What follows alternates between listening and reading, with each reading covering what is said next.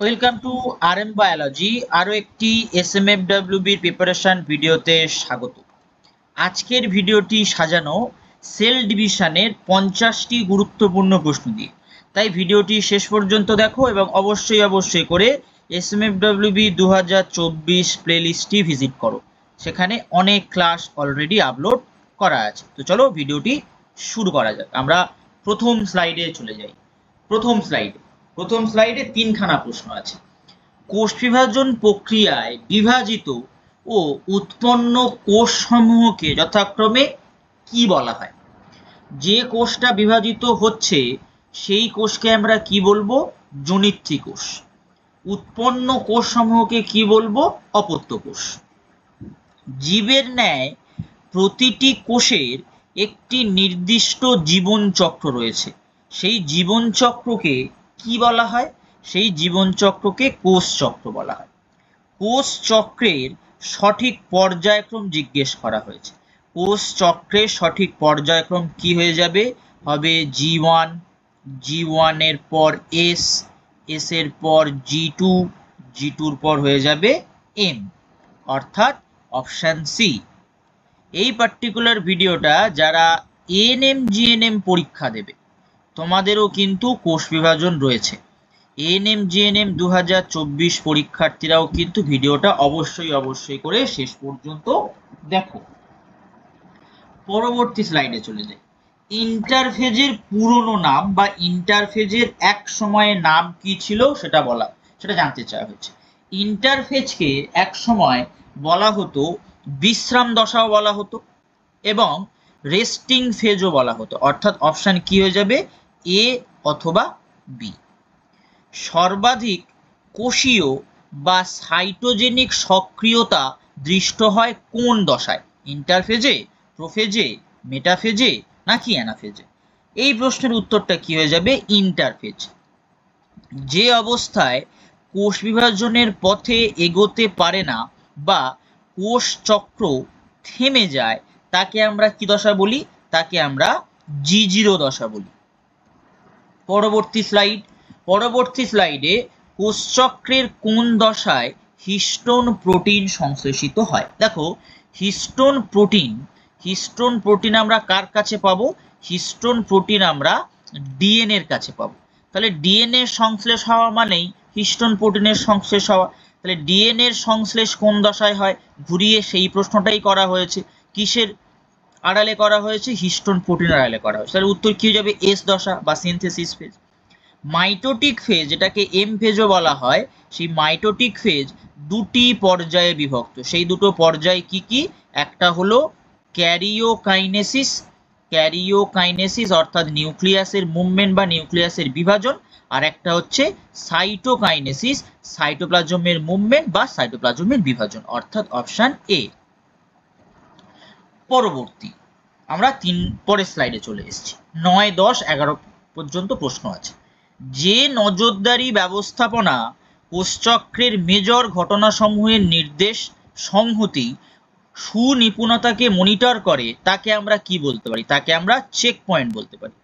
যে check point কোষকে G1 থেকে এসে প্রবেশ করতে সাহায্য করে বা অনুমোদন দেয় তাকে আমরা কি চেক পয়েন্ট বলবো? তাকে আমরা G1 চেক পয়েন্ট বলবো।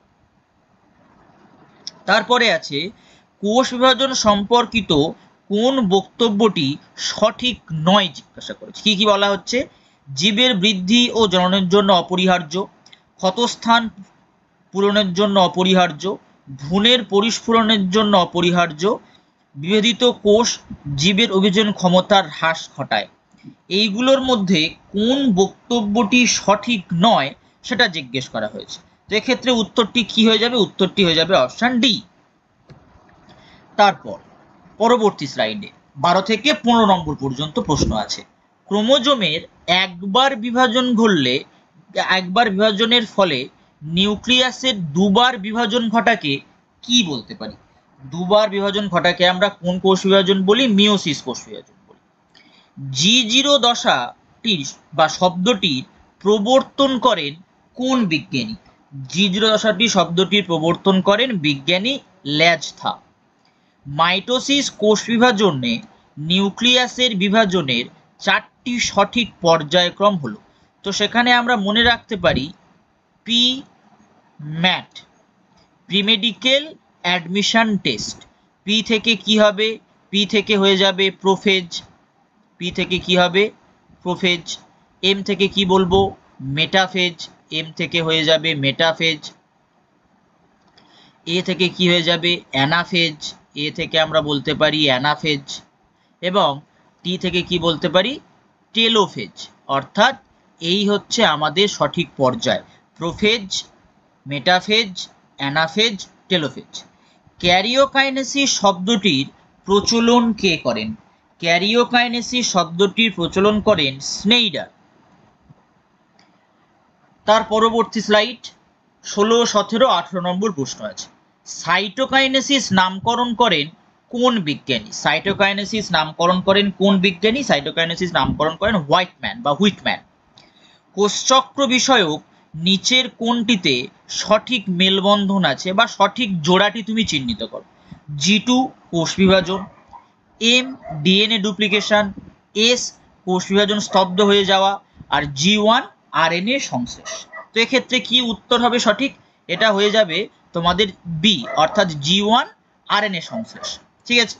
প্রোফেজের প্রারম্ভিক পর্যায়ে তন্তু সদৃশ ক্রোমোজোম উলের বল বা গোলার মতো গঠন সৃষ্টি করে।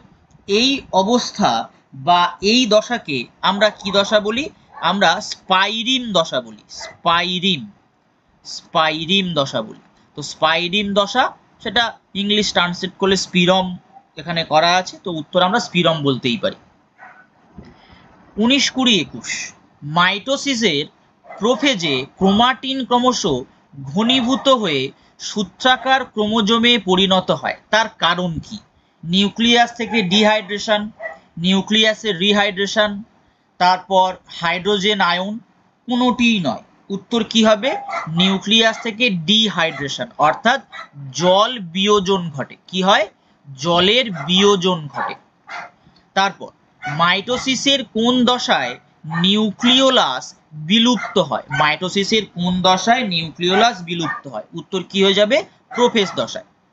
মাইটোটিক অ্যাপারেটাসে বর্তমান মাইক্রোটিবিউলগুলি হলো কাইনেটোকোর, পোলার, অ্যাস্ট্রাল নাকি সবগুলি? উত্তর কি হবে? সবগুলোই সঠিক। 22, 23, 24 যে সকল বস্তু বিভাজনে উদ্দীপনা যোগায় তাদেরকে আমরা কি বলে থাকি? মাইটোজেন বলে থাকি। তো মাইটোজেনের উদাহরণ কি হতে পারে? মাইটোজেনের উদাহরণ হতে পারে সাইটোকাইনিনও হয়, অক্সিনও হয়, জিববেরেলিনও হয়। তো কি হবে? সবগুলোই সঠিক। যে সকল বস্তু কোষ বিভাজনে বাধা প্রদান করে, যেমন উদ্দীপনাও যোগাতে পারে তেমনি বাধা প্রদানও করতে পারে, তো সেই সকল বস্তুকে আমরা কি বলবো? মাইটোটিক পয়জন বলবো। সেই সমস্ত বস্তুকে আমরা কি বলবো? মাইটোটিক পয়জন বলবো।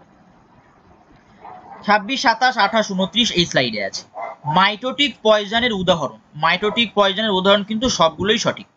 মাইটোসিস কোষ বিভাজন প্রক্রিয়ায় জনিত্রী ও অপত্য কোষে ক্রোমোজোম সংখ্যা সমান, তাই মাইটোসিসকে কি বলা হয়? তাই মাইটোসিসকে বলা হয় সমবিভাজন। মাইটোসিসের যে দশায় নিউক্লিওলাসের পুনরাবির্ভাব ঘটে, মাইটোসিসের টেলোফেজ দশায় পুনরাবির্ভাব ঘটে কার? নিউক্লিয়াসের। মাইটোসিসের যে দশায় সেন্ট্রোমিয়ারের বিভাজন ঘটে, কোন দশায় সেন্ট্রোমিয়ারের বিভাজন ঘটে? অ্যানাফেজ দশায়। সেটা কেমন? ধরো এরকম ক্রোমোজোম আছে, সেই ক্রোমোজোম এরকম সেন্ট্রোমিয়ার দ্বারা অ্যাটাচমেন্ট করে থাকে। এই সেন্ট্রোমিয়ারটা এইভাবে দ্বিধা বিভক্ত হয়। এইভাবে দ্বিধা বিভক্ত হলে আমরা কি দেখতে পাবো? আমরা দেখতে পাবো একটু সেন্ট্রোমিয়ার সহ এরকম একটা গঠন দেখতে পাবো, আরেকটু সেন্ট্রোমিয়ার সহ এরকম একটা গঠন দেখতে পাবো। এগুলোকেই আমরা কি বলে থাকি? এগুলোকেই আমরা বলে থাকি মোনাড ক্রোমোজোম। এগুলোকে আমরা কি বলি? মোনাড ক্রোমোজোম বলি, বা এগুলোকে অপত্য ক্রোমোজোমও বলা হয়। মোনাড ক্রোমোজোম বা অপত্য ক্রোমোজোমও বলা হয়। পরবর্তীতে ডিপ্লয়েড কোষে সম আকৃতি, সম দৈর্ঘ্য, সম বৈশিষ্ট্যযুক্ত ক্রোমোজোম যুগলকের প্রত্যেকটিকে আমরা কি বলতে পারি? হোমোলোগাস ক্রোমোজোম বলতে পারি। হোমোলোগাস ক্রোমোজোম বলতে পারি। বাংলায় বললে আমরা কি বলতে পারি? সমসংস্থ ক্রোমোজোম বলতে পারি। সমসংস্থ। সেন্ট্রিওল নিম্নের কোনটি সৃষ্টির জন্য দায়ী? কোষের ব্রাশ বর্ডার, বিভাজিত কোষের স্পিন্ডিল অ্যাপারেটাস, অ্যাক্টিন সংশ্লেষ, মায়োসিন সংশ্লেষ। কি হবে? বিভাজিত কোষের স্পিন্ডিল অ্যাপারেটাস। পরবর্তীতে কোন ঘটনাটি মাইটোসিসে দৃষ্ট হয় না বা দেখা যায় না? ক্রোমাটিনের কনডেনসেশন, বিপরীত মেরুর দিকে সেন্ট্রিওলের বিচলন, ক্রসিং ওভার, এ ও সি উভয়। কি হবে? এক্ষেত্রে উত্তর হয়ে যাবে কিন্তু তোমাদের অপশন সি, অর্থাৎ ক্রসিং ওভার দেখা যায় না। ক্রসিং ওভার আমরা কোথায় দেখতে পাই? ক্রসিং ওভার আমরা দেখতে পাই মিওসিস।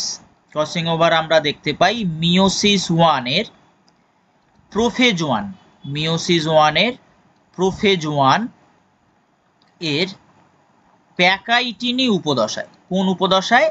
প্যাকাইটিনি উপদশায়। অত্যন্ত গুরুত্বপূর্ণ একটা ইনফরমেশন। নিম্নের কোন বক্তব্যটি সঠিক? G1 G2 দশায় কোষের আয়তনের বৃদ্ধি ঘটে, G0 দশায় কোষের আয়তনের বৃদ্ধি ঘটে, ইন্টারফেস দশায় কোষ সুপ্ত থাকে, G0 দশায় কোষ বিভাজনের পথে এগিয়ে যায়। তো এটা ভুল, এটাও ভুল, এটাও ভুল। কোনটা পড়ে আছে? Option A. Option A correct. পরবর্তী স্লাইডে 34-35। নিম্নের কোন বক্তব্যটি সঠিক নয়? সেন্ট্রিওল থেকে বেমতন্তু গঠিত হয়, সেন্ট্রোমিয়ার ক্রোমোজোমকে বেমতন্তুর সঙ্গে আবদ্ধ হতে সাহায্য করে, এ ও বি উভয়, সাইটোপ্লাজমিক প্রবাহের কারণে কোষ বিভাজনের সময় ক্রোমোজোমের বিচলন ঘটে। কি হবে? অপশান ডি সঠিক বক্তব্য বলেছে। উদ্ভিদ কোষে অ্যানাস্ট্রাল মাইটোসিস দৃষ্ট হয়, উদ্ভিদ কোষে বেমতন্তু থাকে না, প্রাণী কোষের মাইটোসিস সাইটোকাইনিন দ্বারা নিয়ন্ত্রিত হয়, কোনোটিই নয়। অত্যন্ত সহজ প্রশ্ন, উত্তর হয়ে যাবে অপশান এ। উত্তর হয়ে যাবে অপশান এ। উত্তর হবে অপশান এ। ঠিক আছে, উত্তর হবে অপশান এ। 36, 37, 38 কোনটি সঠিক? সাইটোকাইনেসিস ক্যারিওকাইনেসিস একসাথে ঘটে, এটা কি সঠিক? না। সাইটোকাইনেসিসের পূর্বে ক্যারিওকাইনেসিস ঘটে, একদম সঠিক। চলো দেখে নি। ক্যারিওকাইনেসিসের পূর্বে সাইটোকাইনেসিস ঘটে, না, ভুল। তো অপশান বি কারেক্ট। যে কোষীয় গঠন মাইটোসিসের সময় সর্বদাই বিলুপ্ত হয়, যে কোষীয় গঠন মাইটোসিসের সময় সর্বদাই বিলুপ্ত হয়, এক্ষেত্রে কোন উত্তরটা সঠিক হবে? এক্ষেত্রে হবে নিউক্লিয় আবরণী এবং নিউক্লিওলাস। ক্রোমোজোমের স্পাইরালাইজেশন সংগঠিত হয় কোন দশায়? প্রোফেজ দশায়। মাইটোসিসের পর অপত্য কোষের ক্রোমোজোমের হার কি হবে? অপত্য কোষের ক্রোমোজোমের হার মাতৃকোষের সমান।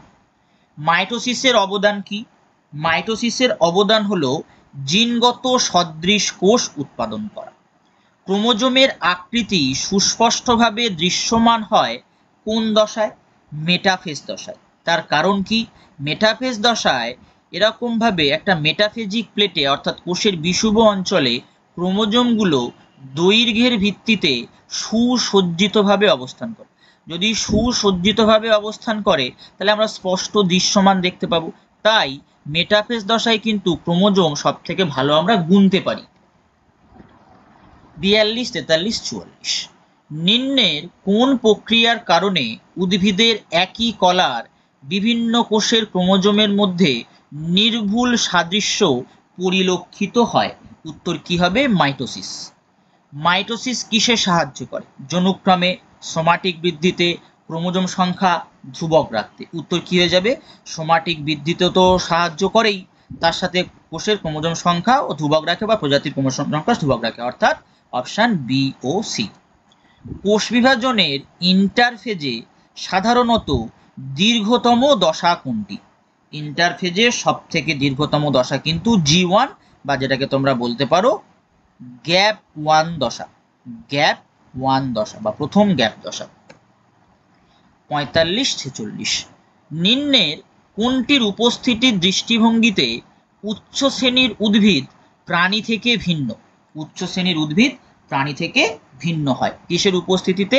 অ্যানাস্ট্রাল মাইটোসিসের উপস্থিতিতে। স্পিন্ডিল ফাইবারের সঙ্গে ক্রোমোজোমের যে অংশটি সংযোজিত থাকে সেটি কি? সেটি হচ্ছে সেন্ট্রোমিয়ার। পরবর্তীতে 47, 48 সাইটোপ্লাজমের বিভাজন ব্যতিরেকে নিউক্লিয়াসের বিভাজন সংগঠিত হলে তখন তার ফলশ্রুতি হলো, অর্থাৎ বারবার নিউক্লিয়াসটাই ডিভিশন হচ্ছে, বারবার এরকম নিউক্লিয়াস ডিভিশন হচ্ছে, এরকম নিউক্লিয়াস ডিভিশন হচ্ছে, সাইটোপ্লাজমের আর ডিভিশন হচ্ছে না, সেই সময় কি করতে পারে?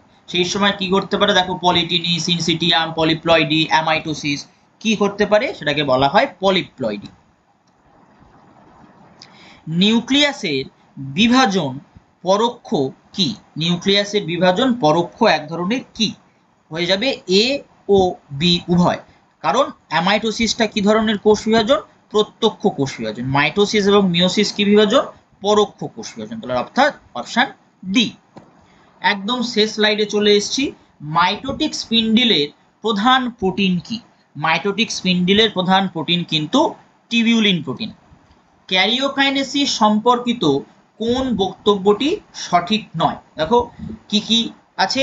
নিউক্লিয়াসের বিভাজন আছে, দুটি অপত্য নিউক্লিয়াস গঠিত হয়ে আছে, এবং আরো দুটি অপশন আমি বলে দিচ্ছি।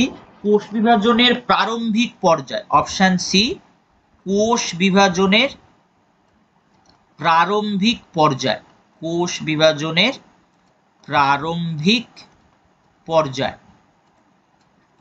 এটা একটা অপশন। আর অপশন ডি, জেনেটিক বস্তু, জেনেটিক বস্তু কি হচ্ছে? জেনেটিক বস্তু অসমভাবে বিস্তার লাভ করে, জেনেটিক বস্তু অসমভাবে বিস্তার লাভ করে, অসমভাবে বিস্তার লাভ করে। তো এই কটা অপশন আছে। তাহলে কি কি অপশন আছে আমাদের কাছে? নিউক্লিয়াসের বিভাজন আছে, দুটি অপত্য নিউক্লিয়াস গঠিত হয়ে আছে, কোষ বিভাজনের প্রারম্ভিক পর্যায়ে আছে, জেনেটিক বস্তু অসমভাবে বিস্তার লাভ করে আছে। তো এই প্রশ্নের ক্ষেত্রে উত্তরটা কি হয়ে যাবে? উত্তরটা হয়ে যাবে কিন্তু অপশন ডি। তো দেখো বেসিক্যালি এই যে 50টি প্রশ্ন তোমরা করলে, সেখানে ম্যাক্সিমাম ক্ষেত্রে আমরা কিন্তু মাইটোসিসটা কভার করলাম, মাইটোসিস। তো পরবর্তী যে ভিডিও তোমরা পাবে, সেই ভিডিওতে অবশ্যই করে কি পাবে? অবশ্যই করে মিওসিস পেয়ে যাবে। কারণ বেসিক্যালি এই দুটো জায়গা থেকেই কিন্তু প্রশ্ন আসে। মিওসিসের প্রোফেজ ওয়ান, মিওসিসের প্রোফেজ ওয়ানটা অবশ্যই করে তোমরা কিন্তু দেখে নাও, ঠিক আছে? তো আজকের ভিডিওটি এই পর্যন্ত। যারা চ্যানেলে নতুন, চ্যানেলটি অবশ্যই করে সাবস্ক্রাইব করে দাও, ভিডিওটি ভালো লাগে লাইক করো, শেয়ার করো এবং কমেন্টও করো।